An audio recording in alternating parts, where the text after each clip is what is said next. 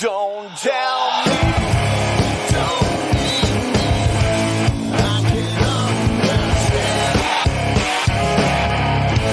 I want you. I need you. Please take my hand. Anything you want, anything you need, anything is everything to me.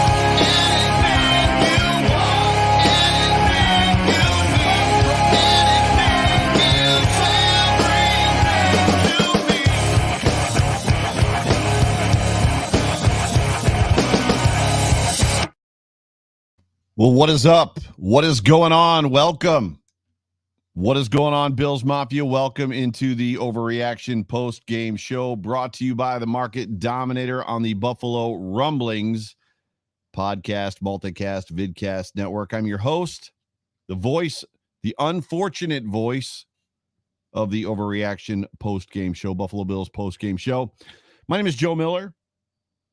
You can find me on Twitter at Joe Miller Wired. Just want to take a quick second to thank everybody that is already piling into the chat.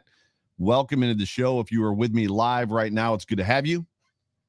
It's good to have you. We're going to go through this thing together. We are Super Chat Live. Do me a favor. If you are watching on YouTube specifically, please make sure that you like and subscribe. And if you would like to get my attention during this show, the comment section is going to be lit. I'm going to say some things in this show that's going to make some people unhappy, maybe uncomfortable. I'm not going to apologize. There's some things that need to be said, and I'm going to say them. I'm not going to say all the things. I'm not going to be downright mean, but there's some things that I'm going to say that are going to maybe upset some people. People that are, always optimistic, which I tend to be very optimistic about my football team. But if you want to get my attention, the easiest thing for you to do is get on YouTube, super chat me. I'll see it. If you've got a comment, if you've got a question, if there's something that you want to remind me of, if you want to get my attention, super chat me. You don't have to put a bunch of money in there, $1, 50 cents, something like that. It's not going to break the bank. If you want to bless me and my family, you can throw more in there, $50, $100, gotten it before. But I'm excited that you're here. I'm thankful that you're here. I'm thankful that I'm not going to be going through this thing alone for the next hour, maybe less, maybe more. It's going to be you, me, my voice. For those of you that are live with me right now, my face. Sorry about that. But as I always like to say, whether this podcast finds you around a cup of coffee, at the gym with your AirPods in, on the drive to work, or watching me live right now on Facebook, YouTube, or Twitter, let me just say one more time, welcome. It's so good to have you. Already got a super chat in here from my guy, Brian Bowers. Brian, you are my guy. It's good to have you in the show. It's good to have you contributing to the show. Brian says, Joe, you can't start with everything. You can start with everything. You can't start with everything I mentioned above. I think he said you can start. So Brian and I were having a conversation before the show started, and Brian was bringing up some stuff that's actually in my notes. So we're going to get to that in a second. But like I said, welcome. Especially welcome to all the regulars, and a very big welcome to those of you that are new to the show. So if you're joining me live for the first time, thank you. I do want to get through just the ad read real quick because it's going to be the most positive part of my show. Here's the thing, Bills Mafia, especially if you're in New York, but if you're outside of New York as well, Western New York, buying or selling a home can be one of the most challenging things that you do, especially if you're trying to sell a home in this market. A lot of people think, you know what, I'm going to maximize the value of my home by selling it by owner. I'm going to be honest with you. I've done that before, and it went okay, and I did okay. But this market is different. This market is tricky, and there's a lot of things that you need to know about. And let's be honest, when I sold my home by owner, I did it in the state of Ohio, which is a whole nother world compared to the bureaucracy and the crazy red tape that's in New York State. Do not sell your home in this market by owner. If you've got a home that you want to sell, you want to maximize the value of that home, and you want to do the small things that are going to do that for you. And, oh, by the way, you want a team on your side that's going to walk you through every single step of the process and make sure that the buying side, if you're looking to sell your home, are meeting all of their commitments. You want to get hold of the market dominator. My guy, John Spascheck, I've used him. He's the dude. He's the man. He's constantly number one in Western New York amongst all real estate agents. He is part of Keller Williams, which is the largest real estate brokerage in the entire world. Call John Spascheck. Don't make the mistake that a lot of people make. Call John. 716-570-3298. That number again, 716-570-3298. Do me a favor. Tell him exactly what several other listeners of my show have done. Tell him that the voice sent you. I heard you on the Overreaction show with Joe Miller or the Hump Day Hotline with Joe Miller. Help me sell my home. Help me buy a home. Call John Spascheck. You can also find him on Twitter. He is Bill's Mafia. He's a season ticket holder. You can catch him on Twitter at Your Elite Broker. Got another super chat from my girl T. Estelle, NYAP in the 716, contributor for Built in Buffalo. Joe, help me understand. I'm going to do what I can. I'm going to tell you right now that it's not necessarily going to be pretty. It's not going to be pretty. And as we work through this process, I just want everybody to make sure that you do me the favor that if you ever are in the market to buy a home or sell a home, and I feel like I messed that read up. I don't know why, but I feel like I did. But please call my guy, John. John's an awesome dude. He's an awesome dude. You won't regret it. The Buffalo Bills, week 10 of their season, week 11 of the NFL season, were completely run out of their own stadium in front of a sellout crowd. In the rain, 50-degree weather. The weather wasn't totally bad. It didn't rain the whole entire time. And I know a lot of dome guys, dome girls are all about the dome today. But let's be honest when we talk about the fact that a dome team came into Highmark Stadium and beat the Buffalo Bills in front of a sellout crowd. The Buffalo Bills lose to the Colts 41-15, and they drop to 6-4 on the season. The number one seed at this point is in the rearview mirror. They fall into second place in the AFC East, and they are a Thanksgiving misstep away from, and I quote, being in the hunt. Potentially out of a playoff spot entirely. Legitimately, one game separates them from all the people that are looking to get into the playoffs. One game. We're talking about a football game today or yesterday if you're listening to this on Monday. I'm just going to say it was over after the first possession by the Indianapolis Colts. The Buffalo Bills gave up their first touchdown on a first possession by an opponent for the very first time in 21 games. They had the longest streak in the NFL. They had not allowed a first possession touchdown by their opponent in 20 games straight. That streak ended today. And oh, by the way, when that touchdown was scored by a name that every member of Bills Mafia now knows, he will live in folklore. When it was scored by Jonathan Taylor, the game was over. The Colts never looked back, and the Bills had, frankly, nothing to potentially even get them remotely close to being back in this football game. I had the Buffalo Bills at 13-3. That was my 14-3. That was my prediction this year. The Buffalo Bills were going to be 14-3. They are already at 4 losses. I don't know where that puts us at this point because their schedule, and we're going to get to that in a moment, is rather, I don't want to say daunting, but it's not great. Their next 5 games, their next 5 opponents are a little bit scary. And I think the hard part about this football game is if you lose this game by 1 score, if you lose this game by 1 possession, if this is a 24-21 game, if it's a 27-24 game, if it's a 21-17 game, if it's a 24-17 game or 21-14 game, it's a completely different conversation than what we are now talking about. The embarrassment that what the Buffalo Bills trotted out onto that football field and looked completely outmatched, out physicaled, out game planned, out coached, out pick Pick your word. Whatever your word is, it fits right here as it pertains to the landscape of the NFL. The Buffalo Bills were. They were completely blank by the Colts today. And the hard part about it is if the Buffalo Bills come out of this game losing to the Colts by less than one possession or a possession, we're having a difficult a different conversation. Not a difficult, but a very different conversation. All they had to do was make the Colts one-dimensional. Sean McDermott said, and he said many times, that the Buffalo Bills, their job on defense is to make the opposing team one-dimensional. Boy, did they do that today. The Colts were very much one-dimensional. That dimension was Jonathan Taylor. It's almost as if they came into this game like, you know what? We're going to do our very best to shut down Carson Wentz because we're really, we're concerned about Carson Wentz as a quarterback coming into Highmark Stadium. We're going to let Jonathan Taylor do whatever he wants because Carson Wentz is the guy that we want to stop.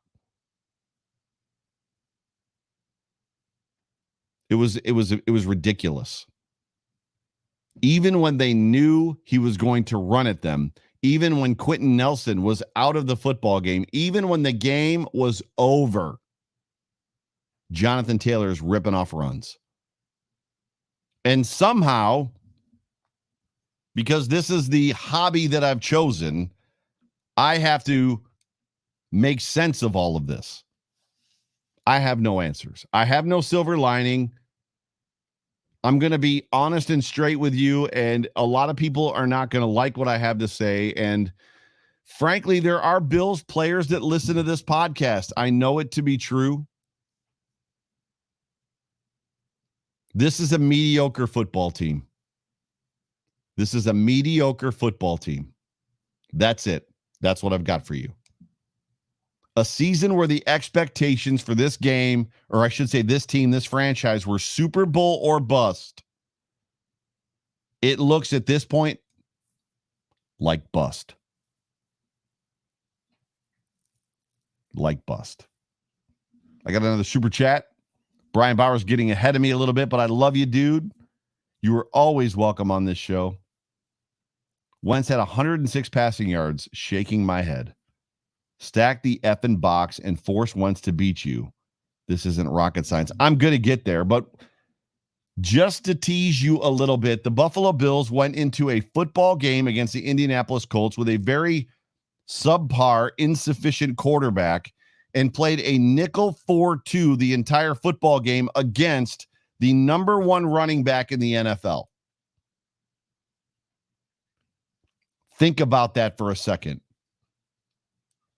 They never moved out of their nickel 4-2. Do you know what the nickel 4-2 is?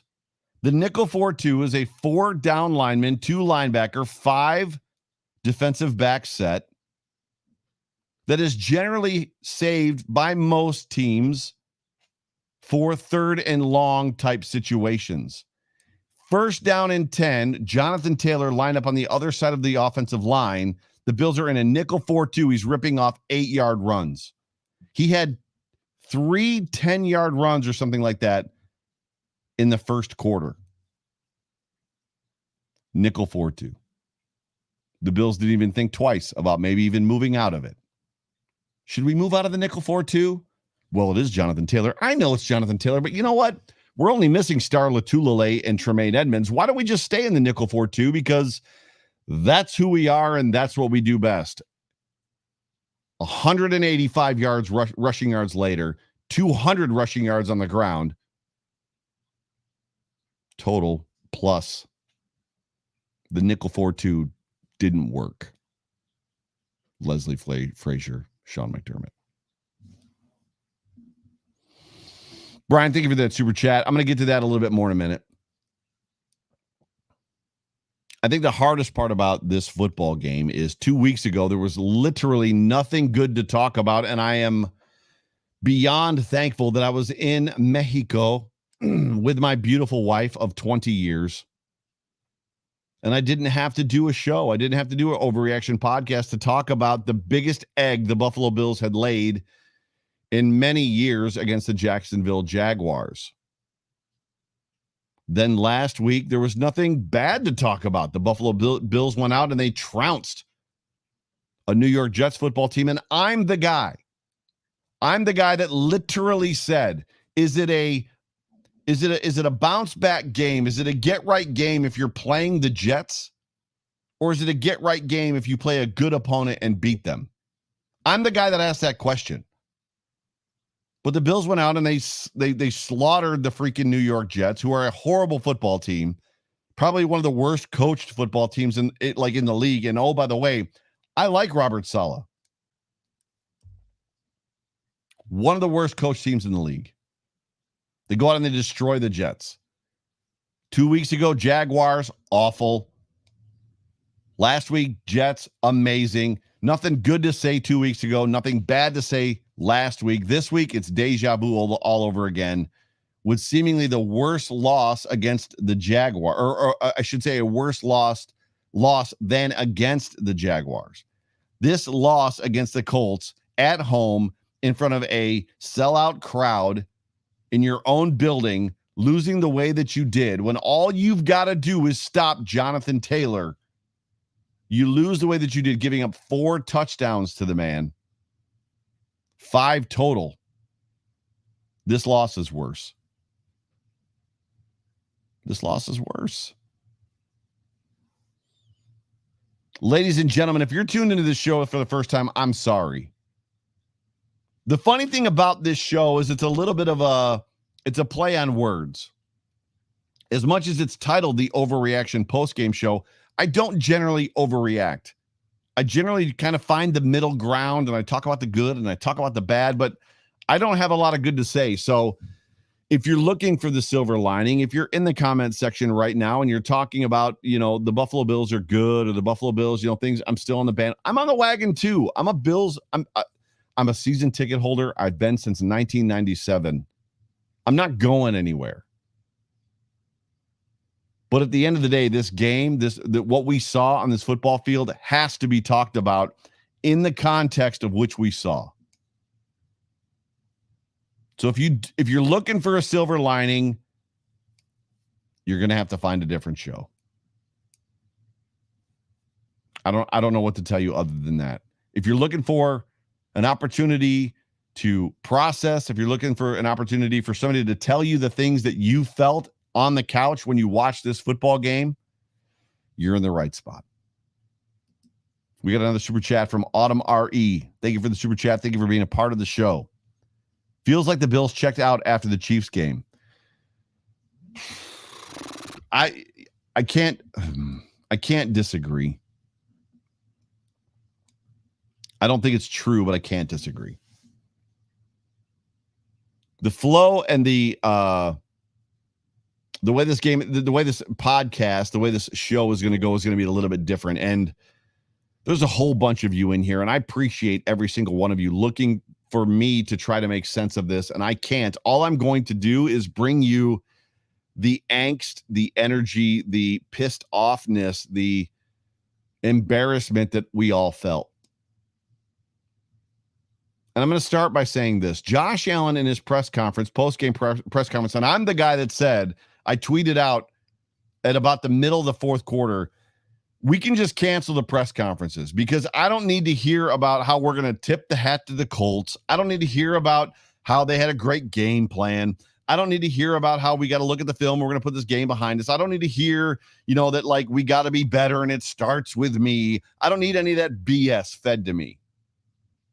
You went out on the football field and you played like garbage, hot garbage. Just say that. Be honest with yourself for half a second and say, you know what, Mr. Press Guy, I get paid full time to do write reports and articles. I'm going to tell you the truth. We sucked. I didn't prepare enough. I'm a little entitled. I'm not good enough. I didn't play good enough. I didn't study well enough. They kicked the shit out of us today.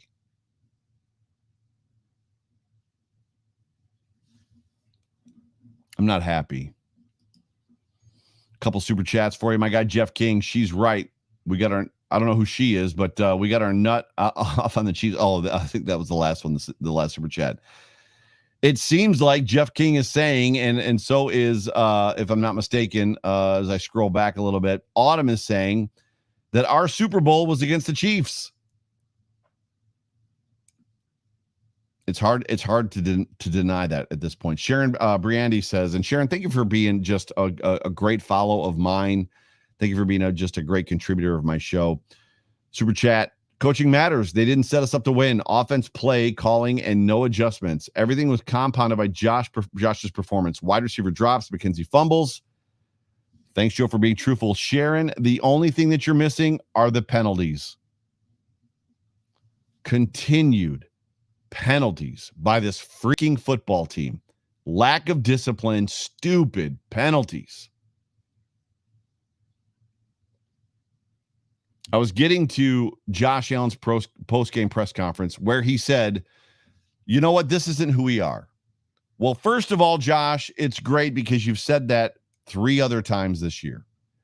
And Josh, I love you. I've got one of your jerseys. I'm more than excited that you are a Buffalo Bill. You are Buffalo. You are one of us. But at some point in time, you've got to look yourself in the mirror and go, maybe this is who we are. This isn't who we are. Yes, it is. Penalties. Out physicaled again on the offensive line and the defensive line. Poor execution, bad play calling, lack of preparation, overall lack of urgency by an entire football team.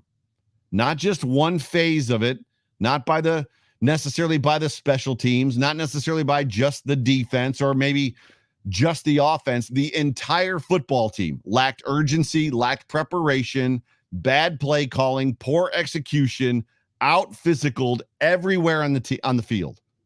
And oh, by the way, let's top it off with continued ridiculous penalties.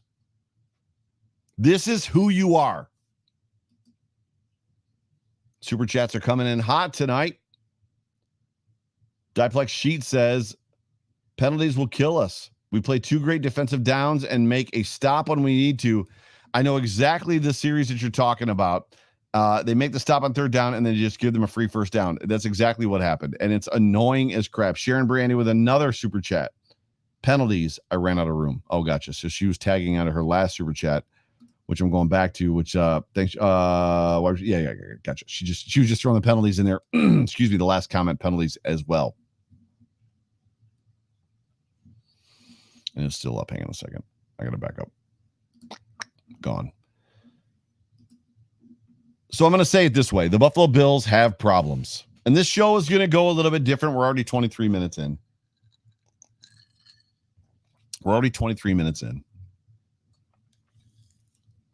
The Buffalo Bills have problems.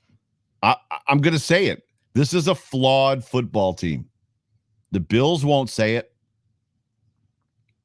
99.9% of the content creators, both professional and hobbyist like myself, won't say it. This is a flawed football team. A lot of them are going to tell you that this was a bad game. It was a bad showing. Some of them are going to tell you that it was just they didn't execute. Oh, the Buffalo Bills, they just didn't execute. If they had executed better, they would have won this game, or they could have played better, or maybe they wouldn't have won, but if they had executed, it would have gone better. This is a flawed football team. Flawed. And I'm going to give you the areas that I feel that they have shown to us that they are flawed. Getting back to Josh's comment, this isn't who we are, Josh. It's who you are right now. It's not who you have to be. If there's a positive from what I'm going to tell everybody that's watching this program right now, I'm telling you right now, this isn't who you have to be. You don't have to finish this season this way. But right now, this is who you are. Are you ready? The Buffalo Bills have a problem with physicality. 4 things. The first one, the Buffalo Bills have a problem with physicality. They lack fight, especially in the trenches. Now, I'm not talking about when they play against garbage football teams like the New York Jets. Sometimes they play garbage football teams like the Jacksonville Jaguars and they lack fight. But if you're going to try to come at me right now with like, no, Joe, they actually do well against teams like they got to fight against some teams. What, the Jets? Arguably, as we've already kind of talked about, one of the worst coached football teams in the NFL. Like, you're going to tell me they got to fight against that team? No, what I'm talking about is when a team can punch them in the face and does. The Bills lack fight in the trenches. When football teams, opponents get physical with them, they crumble. The Steelers, the Titans, the Jaguars, and now the Colts. This is the blueprint right now to beat this football team. The Buffalo Bills, the team that we love right now and we've been in love with because they're social media darlings, and the Buffalo Bills media team is undefeated, and I tweeted that this week. Like, we love the Buffalo Bills social media, and it's great, and it's a lot of fun. The Buffalo Bills want to dance on Wednesday. They want to dance on Thursday. They want to dance on Friday in front of the cameras. They want to play catch on Sunday with the fans in pregame while doing photo ops. It's theater. It's legitimately right now theater for this football team. They've read the press clippings. The Buffalo Bills are Super Bowl contenders. The Buffalo Bills are favored to go to the Super Bowl. The Buffalo Bills have a quarterback who is going to be the MVP of this season. Like, Josh Allen is the reigning or the potential MVP for the NFL. They've read that press. They like, that's us. We're those guys. We them boys. We hear it every single time in pregame. We them boys. We them boys. We them guys that are going to the Super Bowl. We don't even got to play this game. We're going to dance in front of the camera. We're going to play catch with the fans. We're going to have a lot of fun. We're going to like slap hands and work on our handshakes. You know what the Patriots are doing right now? They're working on how to beat the Buffalo Bills. You know what the Bills are going to do tomorrow after they watch this film? They're going to work on a handshake. We're going to come up with a new handshake for the next touchdown we have. And you know what the Patriots are going to do when they face this Buffalo Bills team? They're going to punch him in the freaking face. And the Bills are going to crumble. There is a gigantic, monumental difference between loose and sloppy. Between ready to play, calm, and completely undisciplined. And generally speaking, it will show up in the win and loss column. And oh, by the way, it is. I'm sorry. This is not a fun podcast for you to listen to. If you don't like it, turn it off. I don't care. You're not going to hurt my feelings. I'm going to tell you the truth. I'm going to tell you how I freaking feel right now. I'm not happy. You shouldn't be either. The Bills are a flawed football team. The first section is physicality. You want to know what the second one is? Scheme and philosophy. Scheme and philosophy. The Buffalo Bills seem to be playing with a completely different coaching philosophy this year. Sorry, I'm out of breath. Versus 2021. They're playing with a different philosophy this year, 2021 versus 2020, and it's not great. For some reason, we've all of a sudden gotten super conservative. I don't know what's going on, but it's not fun to watch. They look like a completely different football team. I love Sean McDermott. Sean, if you're not watching this show, if one of your family members is or a friend, I love you. I want to see you coach the Buffalo Bills for the next 15 to 20. I want to see you retire as an NFL head coach, having coached the Bills for 25 or 30 years. But I've seen you look confused more times this year than I have probably every year that you've coached the Bills combined. It's been strange.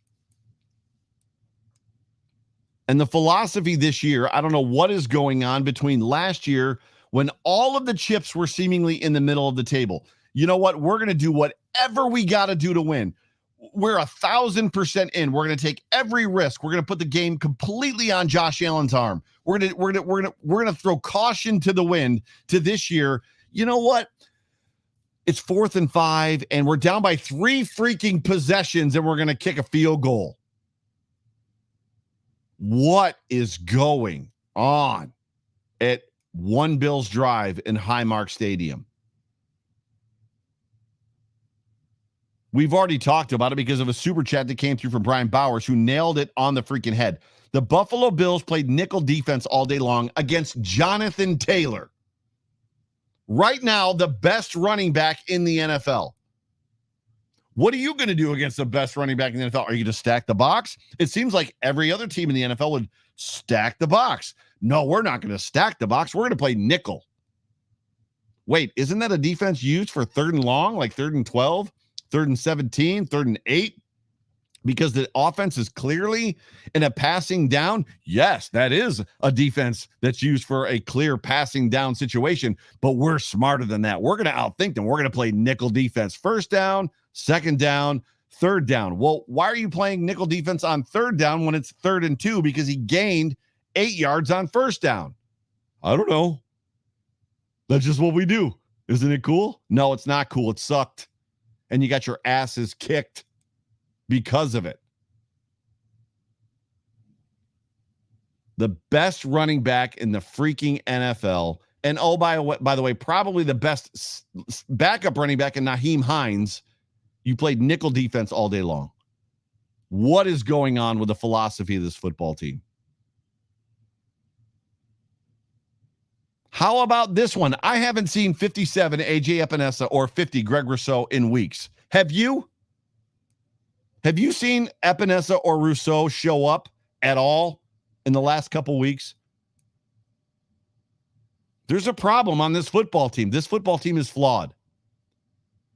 And then I don't know what happened with Mario Addison. They, of course, conveniently didn't show a replay, but Mario Addison dives into the legs of Carson Wentz about a half an hour after the play. Was he pushed? I don't know. You tell me. I couldn't see it. I wasn't at the game. I would love if somebody in the comments section was at the game could tell me, yes, he was pushed. Because right now, all that it looks like is it was just a dumb freaking penalty that lines up with the list of dumb freaking penalties that this football team takes. And let's just be honest, not just losing games, in all the games. Jessica 10 is coming with a super chat. Thank you, Jessica, for being a part of the show. In my opinion, this team has not gotten better since training camp. They're no longer hungry. Happy with all the media love. This football team is full of media darlings. From the quarterback to the kick returner, they love the media. They're more concerned with Halloween costumes. I don't know that part is true, because the Bills have always made a big deal about Halloween. However, I would say this. Every member of this football team loves the media. You're on point, Jessica.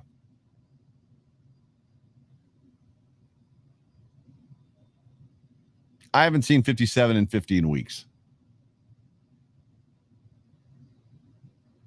This is what we do know. We do know, as it pertains to this section of flawed scheme and philosophy, we know that at game 10, week 11, this defense struggles against a dominant running football team.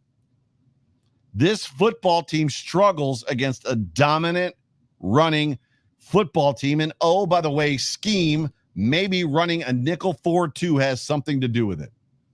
Maybe. Brian Bowers with the super chat, brother. I appreciate you so much. You have no idea. Joe, I've got a big sneaker addiction, but I still got to throw you this 50 for keeping it real. You're bringing the fire. I'm just, this is not going to be a popular podcast. If you're looking for a silver lining, you came to the wrong place. Brian, I love you, bro. Thank you for that. My wife, thanks you for that. My family, thanks you for that. This is a hobby. And a super chat like that makes a difference in my life. And this is where Brian Bowers was all over it. So before the show began, we were chatting about a half hour, 15 minutes before the show started. We were in the comment section chatting, because you can do that. You can actually jump in and chat early.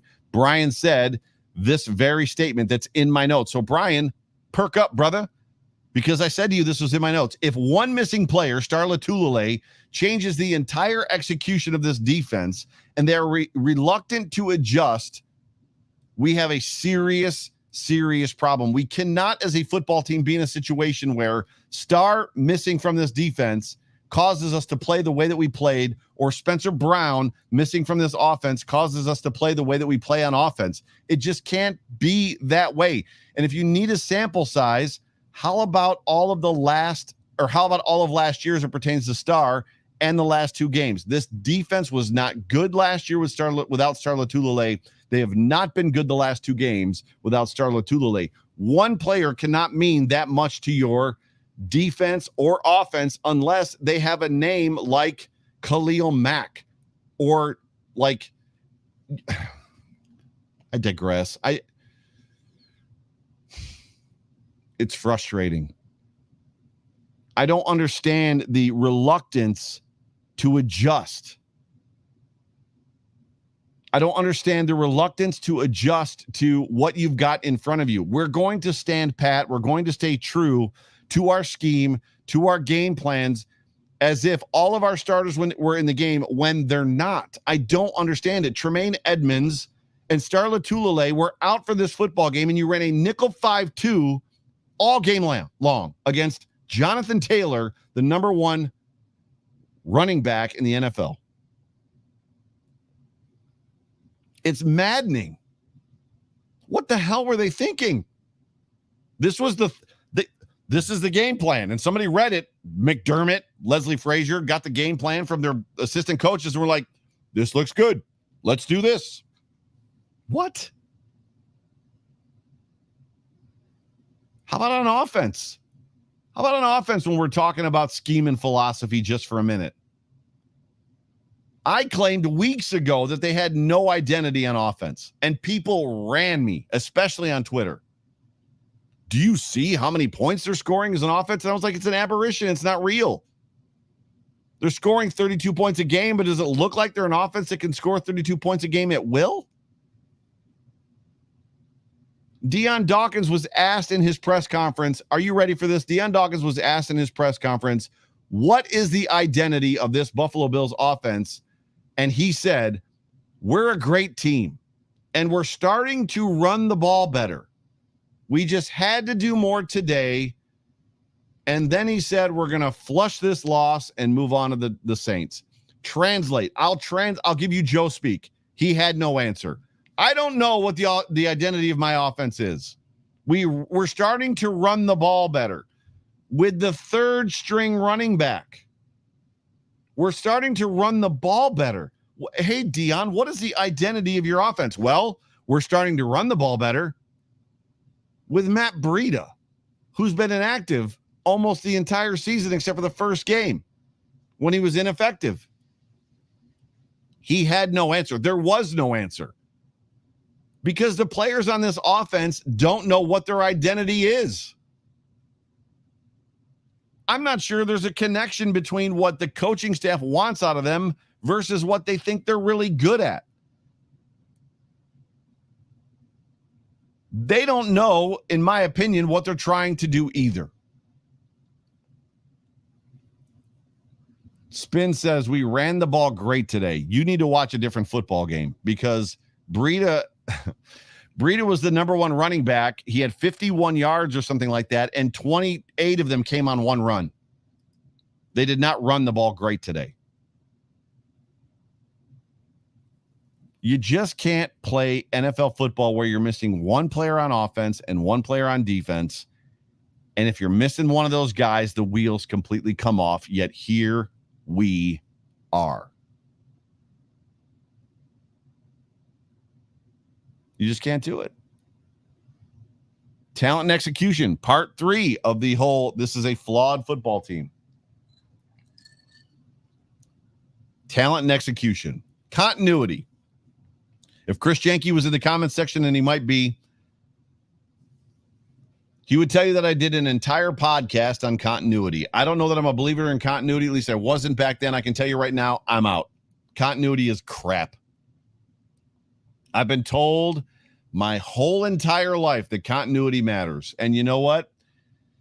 4 years or 5 years with this defensive coordinator, 4 or 5 years with this offensive coordinator, same quarterback, same guy, same people all over the football field. It doesn't matter. You know why it doesn't matter? Because somehow they got to tweak and they got to change and they got to like continue to press and push these players into a position where they can't execute the plays that they're trying to call. I'm out. I'm out on continuity. Unless somebody can give me a convincing argument theoretically and philosophically, I can't find any reason that continuity going forward for the rest of my entire life matters, because it doesn't. It just doesn't. Talent and execution. Josh Allen, at this point in time, I'm going to say it. You might want to mute whatever device. If there's a time to turn this podcast off, it's right now. If you haven't turned it off yet, now is the time. Turn it off. Because I'm going to say something that none of you want to hear. Josh Allen is not an MVP candidate. Josh Allen is not an MVP candidate, at least not right now. Right now, Josh Allen is absolutely 1,000%. If there was a football game that he should have put his team on his back and willed it to win, this was the game. But Joe, the defense didn't play. I know the defense didn't even pretty much show up. Whether you want to talk about scheme, whether you want to talk about philosophy, if you want to talk about execution, if you want to talk about the players, the defense didn't show up. But Josh Allen is the leader of this football team, and that's what MVP means. My guy, Jeff King. Jeff King asks me, how's that Jameson tasting tonight? Well, sir, I'm drinking Buffalo Trace this evening, and it's helping. It's helping. My guy, Jay Spence, the King, my bestie, my brother from another mother. Jay Spence, I love you. Everybody in the comment section in the chat knows it, but I'm just going to confirm it. I love you, first of all. Second, he says, this year, Josh Allen is not the MVP. Says Joe is bringing the fire. Josh Allen is not, at this point, an MVP candidate. Again, he sat in front of the presser and he said, this is not who we are. There is a point. There's a point after several samples and examples where the picture becomes clear. You can take one puzzle piece and you can stick it on the table and you're like, I'm not sure what that is, and I don't think this represents what this picture is going to be about. But the reality is as you get 10 games into a season, the picture becomes clear. This is the part. Josh, I love you. I love you, Josh Allen. Josh, I love you. There is not a quarterback in the NFL that I would rather have behind the center at Highmark Stadium than you. I want you to play every single down of your entire NFL career as a Buffalo Bill. I want my grandkids to buy Josh Allen jerseys. This is what I'm sorry that I got to tell you right now. This is who you are. This is a big part of who you guys are as a football team. You are flawed. And I don't know where it's coming from, but there is a come to Jesus meeting coming that you guys need to have to discover how you're going to get out of this mess. Pamela with the super chat. You guys are on fire with the chats tonight. This may sound stupid, but it's like the passion is gone. We're talking about urgency. Pamela, what you're missing from this freaking football team is urgency. They have none. I'm going to talk about it in a second. Like Jessica said, they don't seem hungry. What happened and how do we get that back? We can't. Only they can. The Buffalo Bills, when you're talking about this section, right? We're talking about talent and execution. The Buffalo Bills, Brandon Beane, Sean McDermott, put their money on guys. Are you ready? They put their money on guys like Vernon Butler, Cody Ford, Isaiah McKenzie, and Zach Moss, and their bets have been called, and they've gotten beaten. You think for a moment with guys like Josh Allen, Tremaine Edmonds, Tre'Davious White, Hyde and Poyer, Stephon Diggs, that those names wouldn't matter. Butler, Ford, McKenzie, Moss wouldn't matter. They do. The Buffalo Bills thought that those guys would be sufficient, and they were wrong. They're not. I would tell you this. I've seen enough of Zach Moss behind this offensive line. Zach Moss is probably a fine player. And I'm going to get to this in a second, but I don't need to see Zach Moss run to the back of another offensive lineman. I don't need to see it. I don't think Zach Moss is the problem. I'm not saying that. But if there's a guy between the three that we're seeing, Breida, Singletary, and Moss, that isn't cutting the mustard, it's him. And I will say this as well. I don't think this loss today was on the offensive line. It was not on the offensive line. The offensive line wasn't great, but the offensive line also didn't give up 5 touchdowns to Jonathan Taylor. Offensively speaking, this football game could have been, should have been potentially a shootout. This game was on Brian Daboll and Josh Allen. I'm sorry. Jeff came with another super chat. Thank you, bro, for being a part of the show. You know I love you. Appreciate the truth. Thank you. There's a lot of work to be done, and it's not in the game prep. It's in better drafts and better free agency. And better trades. You're talking about a team that stood pat at the trade deadline and didn't go get any offensive linemen. There's offensive linemen out there right now that are better than Cody Ford, Ike Butker, and Bobby Hart, and the Buffalo Bills signed Bobby Hart to this roster. There's guys out there right now that are better than those guys, and they signed Bobby Hart. Brian Daboll, I don't know how old everybody that's watching me is right now, but I used to lose my mind 10, 15 years ago when J.P. Lossman was the quarterback of this football team. And if you remember, Lossman had a beautiful deep rainbow. He could throw the rainbow like nobody. We saw it against the Texans. I don't remember what year it was. Somebody in the chat probably does. He threw the 2 83-yard bombs to Lee Evans. And then immediately what teams did defensively is they basically sucked down on them and they ran a cover 2 shell. And here we sit a decade later in the same situation. Brian Daboll can't scheme this offense to beat a cover 2 shell. We've got one of the best quarterbacks in the league. We've got the deepest wide receiver room in the entire NFL, and we're living in shades of J.P. Lossman standing at the podium post-game going, well, we wanted to run some deep plays. We wanted to score some touchdowns, but they were in a cover 2 shell the whole game, and there was nothing we could do. That's literally where we are right now. I said it earlier, deja vu all over again. We can't beat the Tampa 2, the cover 2 shell. The 4-3 with 2 deep safeties. Buffalo Bills, Brian Daboll can't beat it. Nothing we can do. And I'm not going to tell you that a lot of that problem isn't because our running game absolutely is atrocious, because it is, and that's a big part of the problem. But this is talent and execution. And execution, oh, by the way, isn't just the players. Execution is a big part of the offensive coordinator.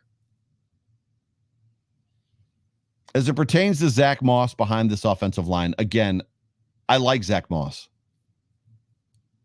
However, great players make other players better. Listen to me. And sure, great running backs can be found late. Alvin Kamara came late, right? 4th round pick. But stop kidding yourselves, Mafia, with this idea that these guys are good enough. Singletary's good enough. Breida's good enough. Moss is good enough. We don't need to spend draft capital. We don't need to go spend money on a running back. These guys are not good enough. If the line was better, if the offensive line, if Singletary, Zach Moss, Matt Breida were running behind the Colts offensive line, they would be better running backs. But they're not running behind that offensive line. They're running behind a piece of crap offensive line. The Buffalo Bills need a dynamic running back who can make the line better. It's one or the other. You don't get both. LaDainian Tomlinson is one of the greatest running backs who's ever played the football game or played football. It's not because his offensive line was the best offensive line ever. It's because he made that offensive line better. The only situation where you had a great, that I can remember, a great running back and a great offensive line was probably Emmitt Smith and that early 90s Dallas Cowboys offensive line. That offensive line was amazing. Emmitt Smith was amazing, and they trucked people all the time. Generally speaking, you've got a guy like Barry Sanders, who's amazing, playing in front of a bunch of guys that aren't that good, making them look better, or vice versa. You've got a great offensive line making a running back look better. These guys aren't good enough behind this offensive line. If you want to keep these guys, get me a different offensive line, or get me a different offensive line. It's just not working. It's not working. The show might take forever. Talent and execution. How about the defense? Carson Wentz rolled into Highmark Stadium, threw 11 for 20 passes, right around 50%, for 106 yards, and walked out with a 40 burger.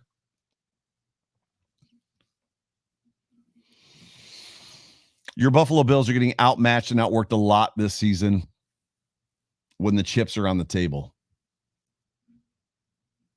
This Buffalo Bills team may have great talent and they may have great coaching. Listen to me. This Buffalo Bills team may have great talent and they may have great coaching, but at this point they are overrated and they're overconfident. And I don't know that they've gotten the message yet, but God, I hope they have. They're not as good as they think they are. Jeff King back in the show. Super chat. Listen, Barry Sanders ran behind the shittiest line ever, but he got it done. It's true. It's true. The last section that I have for you as it pertains to this Buffalo Bills being flawed, and I did not mean for this section, this opening section that I have, to take this long. I don't even know that I'm going to get the rest of it, so we'll see what happens. This ends up being a 2-hour podcast. It ends up being a 2-hour podcast. Situational and game awareness. This is part number 4. What are we watching on Sundays? I'm so freaking confused. Watching the aggressiveness of this coaching staff, believing in their football team last year was a thing of beauty after 20 years of garbage football. Today, Sean McDermott down by 3 possessions. I don't even know, 4 possessions. 4th and 5 in the third quarter. Tries to kick a field goal. I need somebody to sit at a podium and explain that to me, because it makes 0 sense. The game was over. We're going to kick a field goal. And he missed it. How about this one? Situational and game awareness. This is perplexing. And I know that analytics are a big part of football, and I'm not a statistician. I'm not an analytics guy. I'm not that smart. More than 3 times. I don't know how many of you have caught this. More than 3 times this year, and I'm going to try to explain this the best way that I can. Sean McDermott has declined a penalty to make it 1st and long, which means that whoever they're playing had a first down play, lost 2 yards, lost 3 yards, lost 4 yards on first down. It happened today. The Colts ran a play. They lost 4 yards on first down. There was a holding penalty. Instead of McDermott making it 1st and 20, he declines the penalty and makes it 2nd and 14. Even the referees are like, bro, are you sure about this? Because that's not what's supposed to happen. You're supposed to take the penalty and make it 1st and 20. He's done it 3 or 4 times this season. It hasn't worked once. Every single time he's made it 2nd and a little bit longer versus 1st and 20 or 1st and whatever, it's bit him in the butt. They've converted the first down every single time. Even the refs question him. Watch the game back. The ref is like, you want the penalty, right? You want us to move him back. He asked him like 3 times, you want to move him back, right? You want to move them back. And then the ref comes out and is like, holding, whatever number it was, penalties declined, 2nd and 14. What happens on the very next play? They convert the first down. I don't get it. I don't understand what's going on. I don't understand what they're trying to accomplish. How about this one? When the game is settling in, there's just a defiance to adjust from who they want to be or who they should be. It's the definition of madness, and it goes back to that 4-2 nickel crap. Untimely, undisciplined penalties. And I told you I was going to talk about this when it comes to game situations and situational football. This football team, this Bills coaching staff, and these players lack a sense of urgency. I've said it all season long. There's an seemingly entitled feeling of there's plenty of time for someone to make a play mentality versus I'm the guy that needs to make a play right now on every single down. We've seen it from Jordan Poyer several times this year where he has gone out like a man on a mission. However, we need it from 11 guys every single snap, every single down of every single game, and we're just not getting it. We're just not getting it. The Buffalo Bills are 6-4, and their upcoming opponents, oh, by the way, it gets worse, are you ready? The New Orleans Saints on Thanksgiving Day, they're 5-4. The New England Patriots on Monday Night Football, they're 7-4. The Tampa Bay Buccaneers, after that, they're 6-3. The Panthers are 5-5, and then we see the Patriots one more time, again, 7-4. How confident are you from what you've seen? How confident are you from what you've seen from this football team that they're going to go into this stretch of Saints, Patriots, Bucks, Panthers, Patriots, and they're going to come out with a winning record from that? A team that is one game away from being in the hunt, no longer a playoff team. Well, let me give you some information. The Saints have a guy behind their offensive line called Alvin Kamara. Last time I checked, I'm a believer that Alvin Kamara is probably more dangerous as a running back than Jonathan Taylor. The Patriots, 7-4, they've got a run game. And oh, by the way, they're a football team that's going to punch you in the face, a team that's not as physical and crumbles under physicality. They're going to punch you in the face, and they're going to get away with it. The refs are going to let them do it. The Bucks are 6-3. Have you heard of the guy named Tom Brady? Panthers 5-5, Cam Newton. Are we talking about physicality and what this football team does against other teams that are physical against them? Cam Newton. Really? I'm not a Cam fan. I'm not a Cam believer. But one thing Cam is he's physical. And then, one more time, the Patriots. How confident? How confident are you? Because I'm not super confident right now. I'm going to give you the story of this game, and then I'll let you go. I'll do the Dude Awards. I'm not going to read the tweets tonight. We're almost at an hour already. The story of this football game for me. I might hit some stats. This thing might keep going. I'm sorry. The Buffalo Bills, the story of this game for me is this. So all of that was the preamble to the story. The story of the game is completely separate from what I just talked about, which was the Bills are a flawed football team, which is probably a show in and of itself outside of this post-game show. But I've got a lot of angst right now.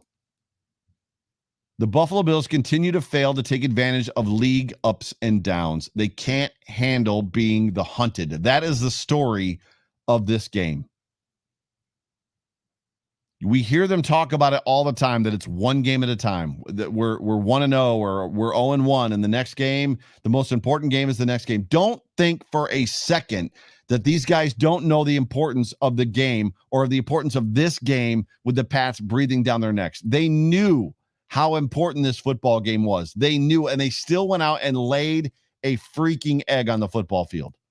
If the I'm going to wrap it in a shell for you, or I'm going to wrap it in a nice little package. If the Bills win this football game today against the Colts, they're in control of the AFC East, and with the Titans loss that happened, they're in striking distance of the number 1 seed once again. With what we think is a beatable Saints team coming up, Trevor Siemian is the quarterback on a short week. That was the situation. What did they do?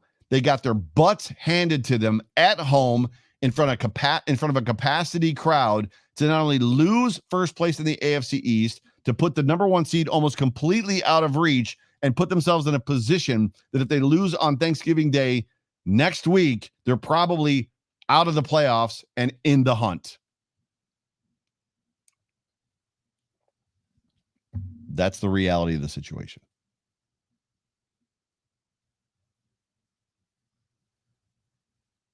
That's the reality. I'm going to give you my Dude Awards, and then I'm going to let you guys go. It's been an hour. And the reality is people, when they load up podcasts, if they see that it's generally more than 35 minutes, they won't listen to it. And an hour is about the max that we normally go, and I don't want to go much longer than that. So if you're still hanging on, if you're listening to this on Monday, Tuesday, Wednesday, Thursday, something like that, you're still hanging on, one of the couple thousand people that are going to listen to this as a Buffalo Rumblings podcast, thank you for hanging in with me. Dude Awards. For those of you that aren't familiar with the Dude Awards, crap. That's not true. I need to give you this. Do I need to give you the stats? Probably not, right? It's abysmal. Carson Wentz, 11 for 20, 106. Jonathan Taylor, 32 carries, 185 yards, 4 touchdowns. Naheem Hines, 4 for 31. 4 for 31. Receiving, we'll just talk about Jonathan Taylor, 3 for 19 and a touchdown. He had 5 touchdowns on the day. The Buffalo Bills, Josh Allen was 21 of 35 for 209. MVP. 21 of 35 for 209 in a game where you're getting pummeled and destroyed. If there's a game that Josh Allen should have thrown for 500 yards, it was this one. 209 yards. Matt Breida, the Bills ran the ball good today. That's what somebody said. Matt Breida is your leading ball carrier, 5 of 51 for 10 yards a carry because of one run that was like 28 yards long. Zach Moss, 3 for 5, 1.7. Your leading receiver, Dawson Knox, 6 catches, 80 yards. Overall stats, the Buffalo Bills had 307 yards, total yards to the Colts, 370. Pretty much 3/4 of that was Jonathan Taylor. Passing yards, 106 to 216. Rushing yards, 264 to 91. The Bills ran the ball well today, 91 yards. The Bills ran the ball well today, 91 yards. The Bills had 19 first downs. The Colts 28. Bills were 5 and 10 on third down conversions. It's just garbage. Dude Awards. I'm done with the stats. I'm not talking about the freaking stats anymore. What a joke. Dude Awards. Then I'm gonna let you guys go. No reading of the tweets tonight. If you want to read them, go to the Overreaction Buff Twitter handle. You can read them right there. There's a lot of good stuff there. I apologize to anybody that's waiting to hear the tweet get read. This show is just going really, really long. It's my fault. I apologize. Not really. I'm mad. Dude Awards. So this is how the Dude Awards work. Guys do arrow up, arrow down. They do 3 stars, no stars, whatever. I do the Dude Award. So if somebody did good, then I give them the Dude Award. They played really well. Or they did good. If they didn't do good, then I give them the Dude Award, meaning they didn't play well. My first Dude Award goes to, believe it or not, the offensive line. They were not amazing. They were not tremendous. However, they did play well enough, considering the, what they were handed and what they had to deal with Spencer Brown being out. Dude, you guys did okay. You were workable. We could have worked with the offensive line that we were given today. So my first Dude Award goes to the offensive line. My second one, Matt Breida. Matt Breida, I see you, young man. If there's a dude that should be getting more carries and should be finding and working his way to the starter as a running back on this offense and behind this offensive line, it is Matt Breida. Yes, he's going to get stuffed a couple times a game. Yes, he's potentially going to fumble, which so do Singletary and Moss. Yes, he's a little bit of a wild card, but he's really fast, and defenses have a hard time with him. If he gets on the edge, we saw it today, he can get a lot of chunk yardage. Matt Breida, dude, you played well. I see you. Keep playing well. My last Dude Award goes to the Mafia. That's right, Bills Mafia. My last Dude Award goes to 72,000 of you that were at the stadium today who hung in the rain, in the cold, loud and proud until about the middle of the third quarter. There was a point where I think that the Colts were up by 2 or 3 possessions, and I was surprised at how loud the crowd was because the Mafia was with them. The Bills let them down today. They let them down. Dude Award goes to the Mafia. Pam Madonna in with the super chat. She wants me to read the tweets. You need to read the tweets. Mine was really good. But just remember something. 1992 Bills were 11-5 and still went to the Super Bowl. The Buffalo Bills also went to the Super Bowl as a wild card team in 1993. John Fina, who's in the chat, was a part of that football team. Not many teams actually make it to the Super Bowl as a wild card. I think only one team that has actually won the Super Bowl as a wild card is the New England Patriots. That's not what this year is about, Pamela. The Buffalo Bills are Super Bowl contenders, Super Bowl favorites with a expected MVP as a quarterback. I'm not saying this season is over, but it's not looking great. My Dude Awards, maybe I'll read the tweets. We got a couple minutes. Dude. Sean McDermott, you get my first dude award. This team is not disciplined and it's not prepared. And you talk to us, and I'm a leadership guy, and I love that you're a leadership guy. You talk to us about all these hard conversations you're having. And when they only work for one game against a very bad Jets team, I'm telling you right now, Sean, the conversations aren't working. You're not getting through to them. My next dude award goes to the defense, the entire unit. I don't need to say anything else besides that. Dude, be better. And then my last dude award goes to Isaiah McKenzie. I learned something today. Yay for learning things. What did I learn today? I learned that the ground can cause a fumble. That fumble happened by Isaiah McKenzie, and I'm sitting there going, the ground can't cause a fumble. I look at McKenna. McKenna, the ground can't cause a fumble. This ball is going to come back. The ground cannot cause a fumble. They give the Colts the football on the 5-yard line or the 2-yard line or whatever it was. I Google it. Sure enough, the ground can cause a fumble if the player has not been touched or has not been contacted. Wow. Probably one of the biggest overratings that the Buffalo Bills may have made this season outside of offensive guard is potentially Isaiah McKenzie. He is not Andre Roberts. He's just not. And for Pamela, specifically for Pamela, I'm going to try to read the Mafia tweets, which there's a bunch of them. So I'm going to read Pamela's first. So these are the tweets. Bills Mafia.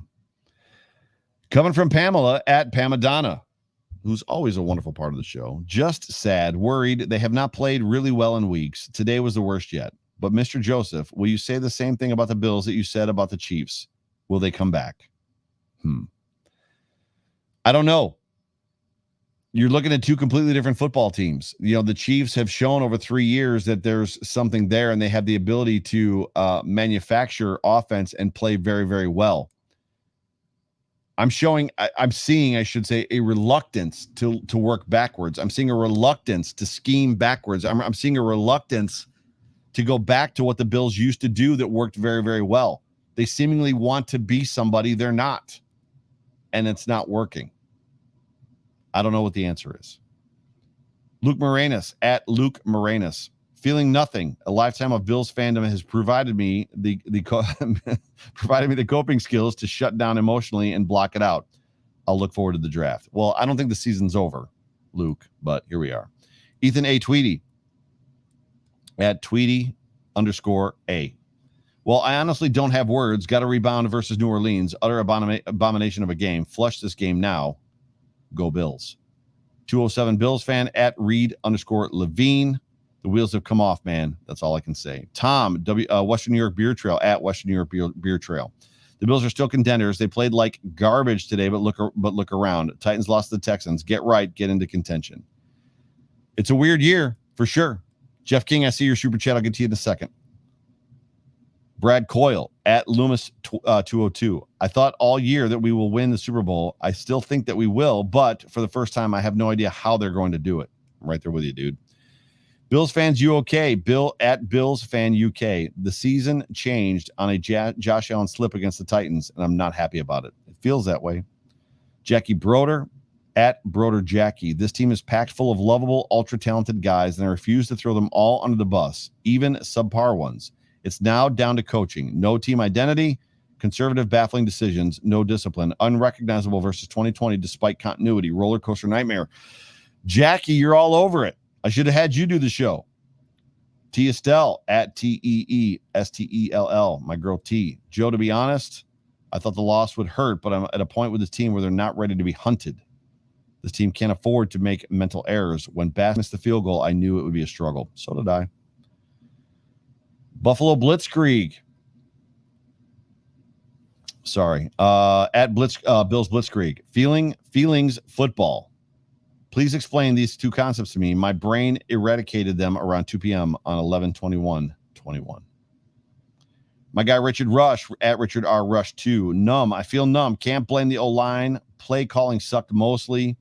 You can throw in the you can throw in the wind, I should say. You can't throw in the rain, or you can throw in the rain. Sorry, can't throw in both. They actually can, but today they didn't. The team wasn't put in a position to win. Everything was just enough off again. It's deja vu. He says peace. My guy Saxa Dave at Saxa Dave leaves me with all too familiar feeling. Sorry. Honestly, we thought we were legit contenders, but that was tragic. On top of previous poor performances, keep thinking we'll pull it around next week, but it feels like it's getting worse, not better. We keep making the same costly errors every week. Last one for you tonight. JD at JD777-42869. Wow, this is not an overreaction, but they are done this season. No offense, no offensive line or defensive line will lead to this success. Add on the penalties, and that is a recipe for disappointment. What's funny about all of this, and then I'm going to get to Jeff King's super chat, is how on point and close all of you were. Sorry, I've got a chat sitting up here. How close all of you were to pretty much all of my notes for this show. We're going to close the show with a Jeff King super chat. Jeff King is my guy. Thank you for the super chat, my brother. Can we honestly say this season is a wash, or do we still want to live in that time warp or delusion that we are going to the Super Bowl? Because F making it, we aren't winning. F it all. Been there 4 times before. So what Jeff is saying is, if we're not going to the Super Bowl and winning, he doesn't want to go.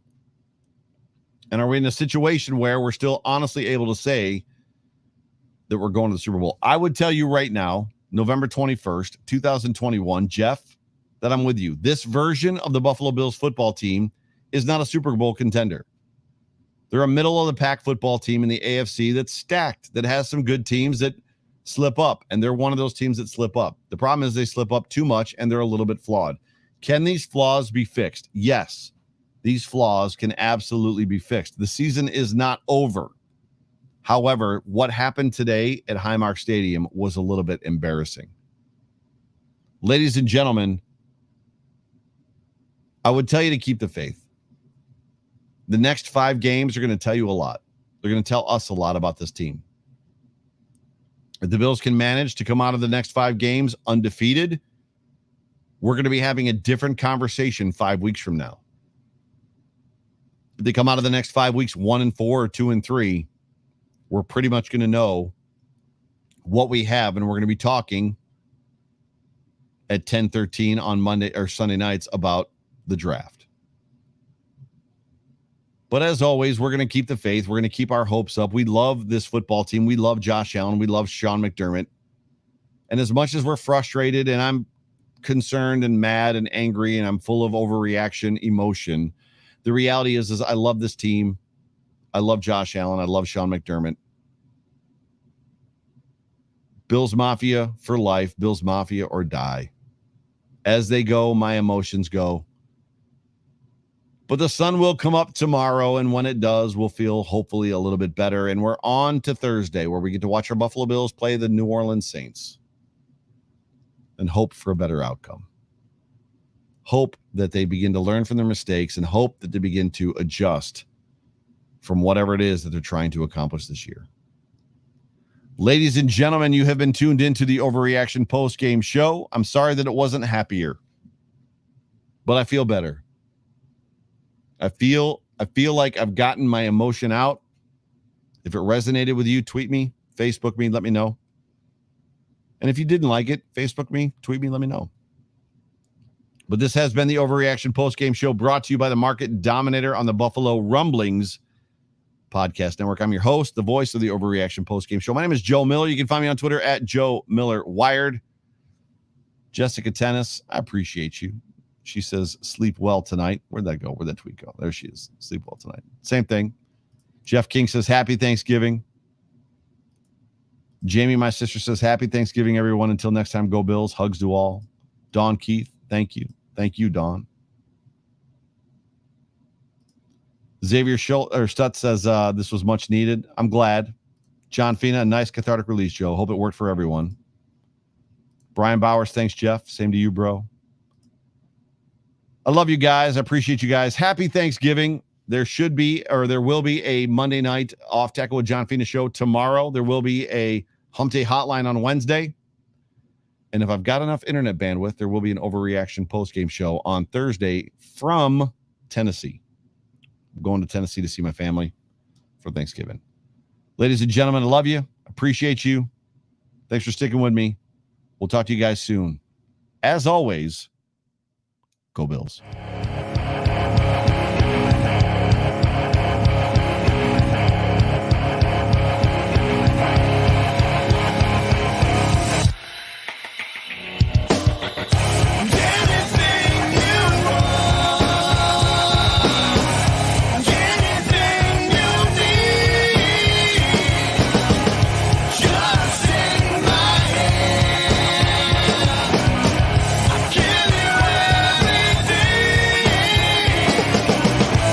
Don't tell